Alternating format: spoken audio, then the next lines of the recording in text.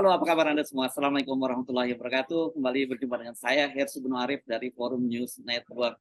Sampai hari ini, itu saya mengamati di media sosial tuh percakapan tentang dicopotnya Pangdam Siliwangi Maijen Kunto Arif Wibowo itu dari dan kemudian digeser menjadi Wadan Kodiklat TNI AD itu menjadi perbincangan sangat serius sekali, dan saya akan mengajak Anda, apa sih artinya? Apakah orang bertanya-tanya pada saya juga, apakah itu berarti promosi, ataukah itu demosi, atau ya biasa saja karena digeser jabatannya dari bintang 2 ke bintang 2 gitu. Nah, ini saya akan mengajak Anda sekarang ini ngobrol dengan kembali pengamat militer, analis politik dan militer, Bung Selamat Ginting. Assalamualaikum, Bung Ginting. Waalaikumsalam warahmatullahi wabarakatuh. Yes. Ya, Bung Hersu. Yes, baik. Sebelum kita bahas apa sih sebenarnya apa yang terjadi, kan kemudian orang kan mengkait-kaitkan dengan tulis artikel oleh Pak Kunto yang ditulis pada bulan Januari lalu ya. Seingat saya 18 Januari itu ya, artikel yang ditulis di Kompas itu ya. Gitu ya. Artinya kemudian orang kalau dia dianggap itu hukuman buat Pak Kunto kan udah cukup lama, udah setengah tahun berlalu kan gitu ya, Bung gitu. Mari kita bahas apakah itu jabatan promosi atau itu demosi atau ya pergeseran biasa, dan bagaimana dengan karir dari Pak Kunto ini yang adalah putra dari mantan Wapres dan Panglima TNI Pak Tri Sutesno. Iya, Bung Hersu, Maijen Kunto ini sebenarnya termasuk yang sangat diperhitungkan di lulusannya Akademi Militer lulusan tahun 1992 bersama dengan Letnan Jenderal Maruli Simanjuntak, kemudian Letnan Jenderal Richard Tampu Bolon. Nah, semula diharapkan dari posisinya Pangdam Siliwangi menjadi batu loncatan untuk menduduki posisi bintang 3. Tapi ternyata dalam mutasi kali ini saya sudah perkirakan sebenarnya, Bung, begitu ada tulisan Kunto itu bahwa dia kemungkinan akan dihukum dalam tanda petik gitu. Nah, ternyata posisinya betul sekarang Wadan Kodiklat Angkatan Darat. Ini wakil kepala sekolah gitu ya kira-kira ya. Iya, betul. Jangan lupa Pangdam Siliwangi itu merangkap sebagai komandan garnison tetap, Bung Syah. Jadi strategis sekali. Walaupun dia bintang 2, ada bintang 3 di Jawa Barat, tapi dia komandan garnisonnya. Nah, sekarang dengan posisi apa artinya komandan garnison itu apa artinya? Komandan garnison itu dia bertanggung jawab atas seluruh matra yang ada, darat, laut, udara, termasuk kepolisian, Bung Hersu. Jadi dia penguasa ya, jabatan ini ya. Strategis, kan hanya ada misalnya dan Gartap Jaya, Jakarta, Surabaya, Bandung, itu 3 yang strategis sekali. Jadi posisi Pangdam Siliwangi itu sebagai juga komandan garnison tetap di kota Bandung itu strategis. Dia bisa kemudian mengendalikan angkatan darat, laut, udara, dan kepolisian dalam situasi di mana garnison itu memiliki kewenangan penuh. Gitu. Kalau kita lihat gabungan operasi-operasi di kota-kota besar seperti Bandung, itu kita bisa lihat Gartap, garnison tetap, itu posisi yang strategis. Dengan posisi wakil komandan Kodiklatat, kita bisa lihat, Bung Hersu, betul dia pakai list merah, tapi dia tidak pegang tongkat komando. Tongkat komando ada di komandan Kodiklat. Nah, posisi komandan atau Kodiklat saat ini juga berbeda dengan sebelumnya. Di era Jenderal Dudung Abdurrahman, sebelumnya itu komandan Kodiklat itu memegang di bawahnya ada komandan kesenjataan korps gitu.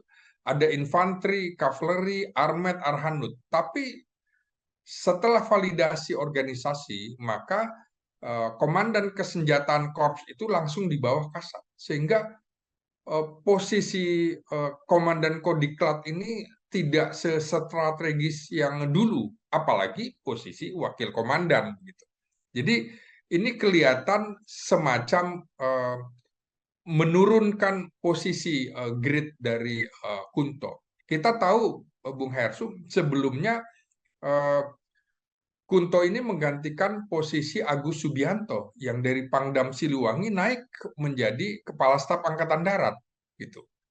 Nah, beberapa kali posisi Pangdam Siliwangi adalah posisi yang kemudian naik, misalnya Besar Harto, hartawan segala macam. Itu Ya. kan kelihatan posisi-posisi yang eh, posisi untuk mencapai bintang 3, tapi Posisi yang promosi lah ya. Ya. persis. Hmm. Nah, tapi posisi yang dialami oleh Kunto ini justru posisi yang menurut saya turun gitu ya Ya. posisinya. Sorry saya Ini menyela dikit ya, mungkin Anda perlu jelaskan. Di ya, TNI itu kan ada istilah posisi mantap satu, mantap dua begitu ya. Kalau saya tidak salah, seingat saya Pak Kunto ini pernah jadi Pangdivis 3, ya, kemudian menjadi Pangdam, itu juga posisi bintang 2 kan gitu. Sekarang malah posisi bintang 2 lagi kan. Jadi sudah 3 kali posisi bintang 2 kan berarti beliau ya. iya. Jadi posisi Panglima Divisi Infanteri 3 Kostrat juga strategis, pegang tongkat komando begitu ya. Kemudian naik promosi menjadi eh, Pangdam Siliwangi, itu pangdam-pangdam prestis, dan jangan lupa Bung Hersu, ini kan wilayah yang sangat dekat dengan ibu kota adalah Siliwangi gitu.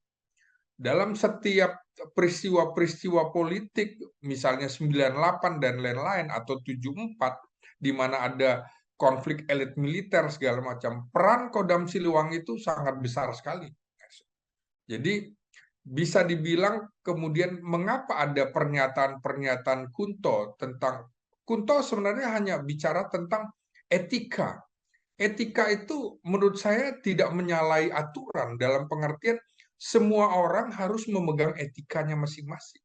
Etika korps, etika kerja, etika politik, etika birokrasi. Menurut saya tugas dia memang mengingatkan, karena kalau terjadi apa-apa akan menjadi ancaman. Begitu ada ancaman, maka TNI dan Polri ini sebagai garda depan untuk menjaga keutuhan wilayah, ya dia harus masuk, harus terjun. Karena itu peringatan dari Kunto adalah lebih baik mengingatkan daripada kemudian sudah terjadi. Apa yang salah dari pernyataan Kunto itu, Bung Hers? Mari kita lanjutkan lagi sebelum ngomong ke situ ya, kita ngomong Ya, profil Pak Kunto ini dulu. Anda sebut ini dalam tanda sebagai hukuman beliau lah, karena ini bergeser dalam posisi tetap bintang 2, tetapi jelas jauh dari sisi strategis dan prestisiusnya jauh banget gitu ya. Dan kita tahu kan ini, Anda tadi menyebut nama Maruli Simanjuntak, Pangkostrat ya, menantu Pak Luhut, kemudian iya, ada legend Richard Tambu Bolon yang sekarang jadi sebelumnya Irjenar dan sekarang jadi apa, Pangkogapwil 3 ya dia ya jabatannya. Pangkogap Wilhan 3, ya. Pangkogapwil 3 dan kemudian ada Erwin Jatniko yang menggantikan dia ya, yang sekarang Imajennya Ya, satu angkatan semua kan 92. Dan kita juga ya, menyebut nama Mayor Jenderal Iwan Setiawan, mantan Komandan Kopassus yang sekarang jadi Pangdam Tanjung Pura ya. Saya ya, lihat-lihat tadi di antara angkatan ini itu Pak Kunto itu usia yang paling muda loh, Bung Ginting. iya, Dia iya, kelahiran 15 Maret tahun 71. Jadi iya, sekarang ini usia 52 tahun. Jadi karirnya masih panjang loh, Bung Ginting. iya, iya, iya. Jadi sebenarnya Kunto ini masih ada satu putaran pemerintahan, Bung Herli. Jadi masih 6 tahun lagi. Kalau pemerintahan berganti di 2024, dia juga masih punya kesempatan 5 tahun. Jadi sesungguhnya eh, Kunto belum berakhir, masih punya waktu dan kesempatan. Dan yang menarik adalah penggantinya, Bung Hersu. Ini kan sekaligus ingin menjawab kekhawatiran masyarakat bahwa jangan khawatir, pengganti Kunto juga adalah lulusan 92 juga, bahkan lulusan terbaik. Jadi Hmm. ingin mengatakan ada pesan di situ bahwa jangan khawatir, bahwa yang menggantikan juga bukan orang sembarangan gitu ya. Dia orang orang Bandung juga, orang Cimahi juga. Sebenarnya Kunto ini kan dikenal juga sebagai orang Jawa Barat, Bung Hersu, karena ibundanya kan Ya, orang Jawa Barat. Maka ya. kemudian Kunto ini bisa diterima. Dan Pak Kunto Tri ini sebenarnya juga punya darah Jawa Barat walaupun dia besar di Surabaya kan gitu ya. persis. Jadi Pak Tri nama ayahnya itu Subandi, sesungguhnya orang Jawa Barat, Bung Hersu. Tapi justru ibunya yang orang Jawa Timur, cuma tinggal di Surabaya. Sehingga kultur Surabaya eh, eh, Trisutrisno dengan panggilan Cak Sunya lebih kuat daripada unsur Jawa Barat. Nah, jangan lupa pertemuan Pak Tri dengan Bu Tuti Setiawati ini kan juga di Bandung Bandung pada ya. saat Pak Tri menjadi Taruna Akademi Seni atau Akademi Teknik Angkatan Darat bertemu di Bandung. Nah, Kunto juga sangat dekat dengan kultur Jawa Barat. Kenapa? Karena dia menonjolkan juga, loh, gini-gini, walaupun saya gini-gini, saya juga keturunan Jawa Barat. Karena ibu saya, kakek nenek saya dari Jawa Barat. Nah, Siliwangi ini kan terkenal, Bung Hersu, terkenal sejak revolusi kemerdekaan. Kita ingat Long March, Bung Hersu. Long March dari Siliwangi dari Jawa Barat ke Jawa Tengah, kemudian balik lagi dari Jawa Tengah ke Jawa Barat yang sampai 600 km. Tidak ada tradisi militer yang begitu kuat seperti Siliwangi, dalam pengertian Long March itu kan diikuti bukan hanya oleh prajurit Siliwangi, tapi juga oleh istri dan anak-anaknya. Di situ bayangkan, dalam mempertahankan kemerdekaan, keluarga Siliwangi itu kompak berjuang. Jadi bagaimana dalam Long March 600 km itu kita tahu harus melewati hutan, gunung, dan segala macam. Banyak warga Siliwangi, bukan tentaranya saja, yang berguguran pada waktu itu. Ya, Sehingga ya. ikatan Siliwangi itu sangat kuat, Bung Hersu. Kita bisa lihat dalam sejumlah konflik-konflik elit militer juga ketika melibatkan Siliwangi, kita tahu ada nama-nama tokoh hebat Siliwangi seperti Jenderal Ahna Sution, Ya. kemudian Jenderal TB Simatupang, belum lagi HR Darsono Sono, dan ya, ya. lain-lain. Hmm. Itu kan ikon-ikon Siliwangi, bahwa Siliwangi memang sepertinya harus kritis. Hmm. Menjadi tentara Siliwangi menjadi kritis. Karena Siliwangi juga yang bisa menumpas peristiwa PKI di Jawa Tengah dan Jawa Timur, sekaligus ketika di Jawa Barat dia harus berhadapan dengan warga Jawa Barat yang ketika itu Indonesia bisa dibilang terjadi kekosongan, mereka merasa bahwa RIS itu, mereka tidak setuju dengan RIS, maka kemudian mereka bergabung dengan NI dan segala macam, merasa bahwa kemudian posisi kami serba sulit, warga Jawa Barat dan segala macam. Jadi bagaimana Siliwangi bisa menyelesaikan persoalan-persoalan termasuk RMS, kemudian Kahar Muzakar di Sulawesi Selatan segala macam. Jadi memang Pangdam Siliwangi itu pangdam prestis. Dulu Ya. juga sama, Bung Hersum.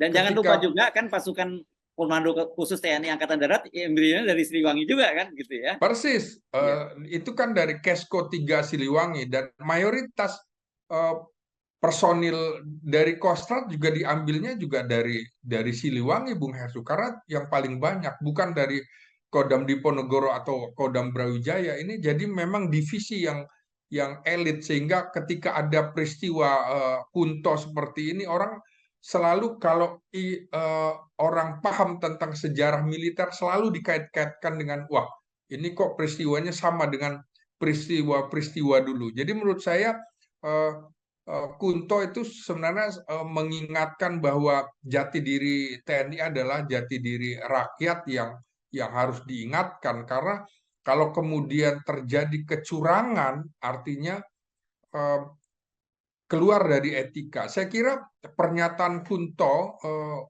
dalam tulisan-tulisannya, menurut saya ini berdasarkan laporan dari Babinsa, Bung Hersu, bahwa Babinsa barangkali melaporkan ada dugaan potensi yang berpotensi terjadi kecurangan dalam pemilu 2024 mendatang. Makanya kemudian dia merasa bahwa saya perlu mengingatkan hal itu. Begitu, Bung Hersu. Ini memang ketika muncul pernyataan dari Pak Kunto itu banyak sekali pro kontra ya. Yang mendukung banyak sekali juga, tapi yang Iya, kritis terhadap beliau juga banyak sekali karena ini kan tentu saja dikaitkan dengan masa lalu dari TNI ketika dui fungsi ya, ketika Ya. menjalankan fungsi-fungsi politik ya.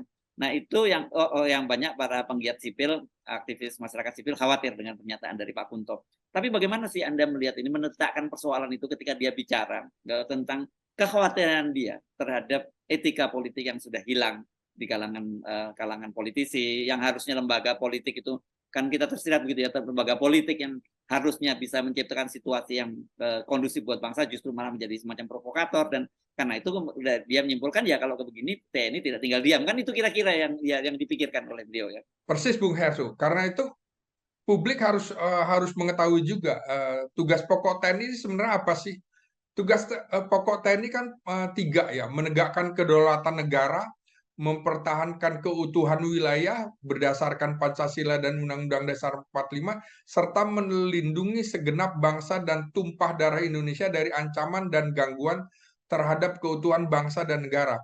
Jadi peringatan Kunto itu mengacu kepada tugas pokok yang ketiga itu, Bung Hersu, melindungi segenap bangsa dan seluruh tumpah darah Indonesia dari ancaman dan gangguan terhadap keutuhan bangsa dan negara. Kalau kemudian semuanya mengabaikan etika, ini berpotensi menjadi ancaman dan gangguan terhadap keutuhan bangsa dan negara. Jadi saya pikir ada pijakan mengapa Kunto mengingatkan hal itu.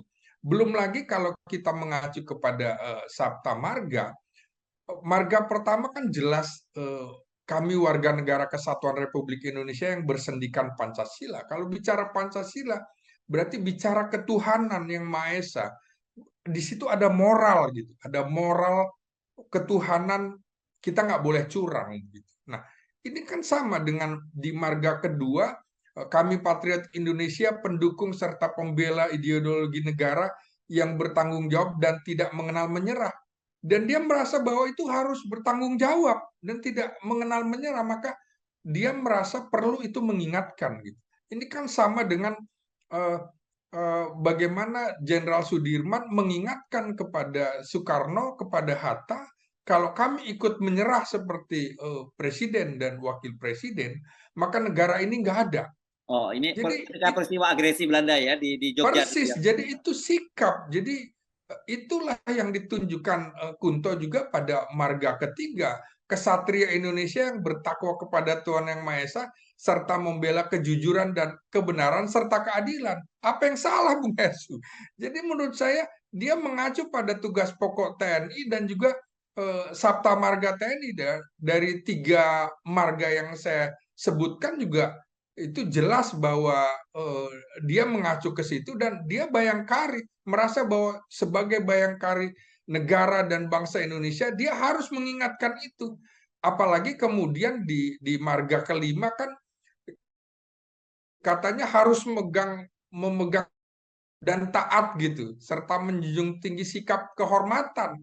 Ya kehormatan prajurit di mana kalau melihat kemudian ada kemungkaran, ada kemudian dia lihat ada potensi kecurangan, apa dia diam saja? Apa harus menunggu negara ini hancur lebur? Tidak bisa. Apalagi kemudian eh, di dalam marga keenam juga disebutkan mengutamakan keperwiraan di dalam melaksanakan tugas serta senantiasa siap berbakti, yaitu bagian dari bakti dia kepada bangsa dan negara, serta itu tadi katanya harus menepati janji dan sumpah prajurit. Saya kira nggak ada yang salah apa yang Oke. dikemukakan oleh Kunto. Jangan-jangan lembaga-lembaga yang tadi mengkritik itu dia tidak memahami tugas pokok TNI, tidak memahami Sabta Marga TNI. Jangan lupa Bung Hersu, di negara manapun militer itu ya, militer tidak akan pernah campur tangan dalam panggung politik jika rejim sipil yang berkuasa itu mempunyai legitimasi yang kuat dan pertikaian antar kelompok kepentingan dari pihak sipil tidak mengganggu kestabilan dan jalannya pemerintah. Bagaimana kemudian kalau potensi kecurangan atau konflik dalam pemilu itu mengganggu stabilitas nasional? Kemudian rejim yang hadir adalah rejim yang tidak mempunyai legitimasi yang kuat. Karena itu dia perlu mengingatkan kondisi-kondisi ini kan. Ya, militer juga melakukan intervensi atau ketidakpastian politik kalau politisinya lemah dan terjadi politicking demi kepentingan sesaat untuk golongannya masing-masing yang bisa menimbulkan kestabilan politik. Jadi menurut saya apa yang diungkapkan Kunto itu masih mengacu betul-betul eh, pada aturan main yang menjadi komitmen TNI. Begitu Bung Hersu. Ya, tapi saya kira kan begini, Bung Ginting ya, Ya, kita kan punya pengalaman buruk di Orde Lama, begitu ya. Sorry, di Orde ya, Baru, ketika kemudian TNI berdui fungsi dan masuk ke semua sektor sektor sipil, begitu ya. Dan itu ya. yang terjadi di masa Orde Baru, dan itu yang kemudian dikritik di era reformasi dengan doktrin back to basic dari TNI, gitu ya. Mungkin kita bisa pahami kalau ada kekhawatiran-kekhawatiran semacam itu. Gimana, Bung Ginting? Ya, kita kan melihat ini kan rangkaian sejarahnya dimulai dari ketika kemudian TNI dengan dui fungsi atau jalan tengahnya harus menghadapi peristiwa pemberontakan Madiun, Bung Hersu. Apakah harus diam? Maka kemudian TNI menggantikan posisi-posisi kades, lurah atau camat yang memang mereka terpapar oleh komunis. Pada saat itu harus digantikan oleh TNI, kemudian 2 tahun kemudian diserahkan kembali. Karena kalau tidak, situasi di Jawa Tengah waktu itu adalah termasuk di Jawa Timur, sebagian Jawa Timur, sudah dikuasai oleh PKI, birokrasinya dikuasai oleh PKI. Bagaimana kemudian kalau TNI tidak turun? Jadi dui fungsi dalam pengertian waktu itu seperti itu. Jadi untuk sementara. Nah, sama dengan jalan ini kan jalan tengahnya eh, Nasution begitu maksudnya. Masuk kemudian mengembalikan kembali ke dalam keadaan yang normal. Setelah normal dikembalikan. Nah, puncak kekeliruan dui fungsi itu memang terjadi pada era Orde Baru, walaupun di era demokrasi terpimpin Soekarno juga sudah terjadi dui fungsi. Itu kan dimulai dari pernyataan Ahana Nasution pada hari ulang tahun Akademi Militer tahun 1958. Ini kita sedang berhadap-hadapan dengan situasi yang tidak menguntungkan ketika eh, eh, pasca pemilu 1955 kita menganut sistem parlementer di mana kemudian gonta-ganti kabinet dan segala macam, masih ada upaya yang ingin mengembalikan ideologi di luar Pancasila, masih ada keinginan komunis untuk dijadikan ideologi sekuler, begitu juga ideologi Islam, maka kemudian TNI turun dalam hal ini, yaitu tadi seperti marga pertama dan kedua, demi menjaga ideologi Pancasila. Nah, kemudian sama Soekarno juga membutuhkan TNI untuk kestabilan politik. Ya, Ini oke. juga digunakan oleh Presiden Soeharto, cuma sayangnya di era 1980-an itu nyaris seperti Bung Hersu bilang, dulu kalau ingin menjadi apa-apa, ya masuklah ke TNI, masuklah ke Akabri, supaya bisa jadi apa-apa. Tapi sekarang kalau kita boleh jujur, sama juga. Ini adalah eh, multifungsi partai politik. Kalau mau jadi apa-apa bisa lewat partai politik. Dan artinya sekarang juga kita harus kontrol partai politik itu tidak bisa sewenang-wenang. Kalau memang dulu mengontrol TNI ada penyimpangan, oke, kita perbaiki di peristiwa reformasi 1998, maka kita juga kemudian apa yang harus diperbaiki dari partai politik kita perbaiki, bukan berarti kemudian TNI kembali ke barak dan tidak memegang teguh sistem pertahanan keamanan rakyat semesta. Ini kan bagian dari sistem pertahanan rakyat semesta, apa yang dilakukan, apa yang diingatkan oleh Maijen Kunto tentang etika politik itu, Bung Hers. Ya, oke. Tapi dari interaksi Anda dengan kalangan internal TNI ya, seberapa besar orang seperti pemikiran-pemikiran, bukan kita nggak ngomong orangnya ya, Ya. pemikiran seperti Kunto itu mendapat dukungan di internal. Saya banyak sebenarnya berdiskusi dengan sejumlah perwira tinggi, mereka juga mengatakan hal yang hampir serupa dan senada dengan Maijen Kunto. Mereka khawatir kalau kemudian pemilu ini memporak-porandakan sendi kehidupan bangsa dan negara, karena yang bisa mencium potensi adu domba antara lain TNI. Dia mencium potensi adu domba, kemudian adu domba dari mulai adu domba yang paling efektif adalah pada saat pelaksanaan pemilu. Maka kemudian semuanya juga berpikir bahwa ini sebenarnya pemikiran yang banyak juga ada di kepalanya para perwira tinggi. Cuma memang tidak banyak yang berani mengemukakan, Ya, poinnya itu ya. mengekspresikan secara komunikasi politik seperti Kunto. Barangkali karena Kunto dalam tanda petik Bung Hersu itu adalah darah biru, sehingga dia berani, yang lain merasa bahwa saya nggak punya backing apa-apa gitu. Sementara Kunto itu kan memang punya darah perjuangan ayahnya yang selalu dari dulu kan polanya sama. Trisutrisno identik bicara dengan persatuan dan kesatuan. Begitu kan Bung Hersu, kita jadi wartawan dulu, bagaimana Ya, selalu itu dia. pidatonya persatuan dan kesatuan. Nah, Ya. ini artinya Kunto mengimplementasikan apa yang dicirikan oleh bapaknya. Ini ada potensi perpecahan begitu. Kira-kira begitu, Bung Hersu. Ya, Anda mengingatkan saya ketika masih aktif di lapangan. Saya sering Ah, kebingungan iya. wawancara dengan Pak Tri, ini apa lagi pernyataan yang baru dari Pak Tri selain persatuan dan kesatuan. Iya. Oke, baik. Tapi pertanyaannya begini ya, Bung Ginting ya. Saya kembali lagi ke belakang. Meskipun ini jaraknya sudah 6 bulan ya, saya kira kan Januari, sekarang Juli, jadi udah 7 bulan lah. Ya, Saya kira figur jenderal bintang PPAD, di Popabri, di veteran, artinya orang yang dihormati setelah kemarin misalnya ada Wijoyo Siono ya. setelah wafatnya Jenderal Wijoyo Siono. Jadi menurut saya apa yang dikemukakan oleh Kunto menurut saya wajar-wajar saja. Dia sebagai perwira muda karirnya masih panjang dan belum tentu karirnya berakhir. Bahkan Bung Hersu, kalau terjadi pergantian rejim bukan tidak mungkin Kunto termasuk yang diharapkan untuk menjadi elit TNI ke depan, yang memimpin TNI ke depan. Saya Ya. kira eh, eh, dia, kalau kita lihat bagaimana gerakan teritorialnya ini kan sangat aktif, Bung Hersu, ke Garut, ke wilayah-wilayah yang berpotensi terjadinya gangguan ideologi dan segala macam. Seperti misalnya spanduk-spanduk kan juga begitu, Bung Hersu.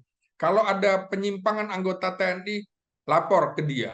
Ada nomor handphone dia Ada dicantumkan. nomor handphonenya. Itu kan artinya dia berani, dia bukan berada di Menara Gading, dia ingin dekat dengan rakyat. Ya, inilah sesungguhnya fungsi pembinaan teritorial TNI yang harus diwujudkan oleh Panglima Komando Wilayah, begitu, Bung Herman. Oke, nah tadi Anda potong pertanyaan saya kembali, apakah walaupun sudah berselisih 6 bulan atau sampai 7 bulan itu tetap Anda melihat ini sebagai hukuman gitu ya, ketika dia di tempat bukan dipromosi tapi malah digeser menjadi wakil kepala sekolah gitu.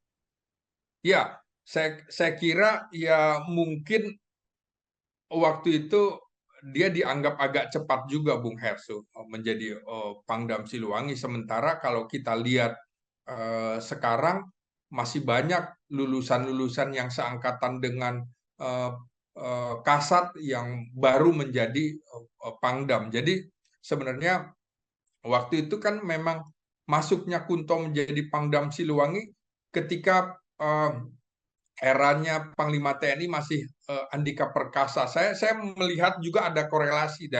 Jangan lupa Hendro Priyono kan adalah anak kesayangan dari Pak Trisutrisno, Bung Hersu ya. Jadi nama Abdullah Mahmud dari Hendro Priyono itu kan diberikan Trisutrisno ketika di Tanah Suci itu, Bung Hersu. Nama AM itu. Jadi ada hubungan kedekatan Trisutrisno dengan Hendro Priyono.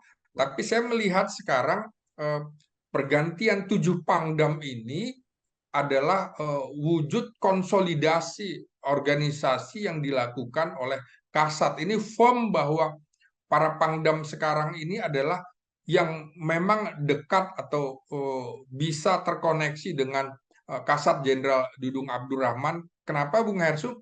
Berbeda kalau Panglima TNI-nya bukan berasal dari Angkatan Darat.